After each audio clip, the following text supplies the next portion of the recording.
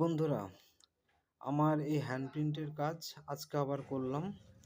আমার এই রঙের দোকানের পাশাপাশি আমি কাজটা করি, এই কাজটাও করি। এই রাত্রিবেলা সাধারণত ভালোই হয়, একদম শান্তশিষ্ট, লোকজন থাকে না, বেশ ভালো মনোরম পরিবেশ। আর এখন শীতকাল তো, এখন একটু রং ছাড়ানোর ভয়ও থাকে, একটু সাবধানে করতে হয়।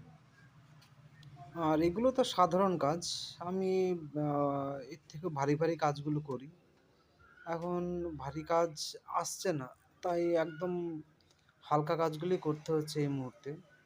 এই কয়েকদিন পর আসবে ফিগার টিগার হ্যান ত্যান, ওগুলোও দেখাবো। দেখো কত সুন্দর কাজ।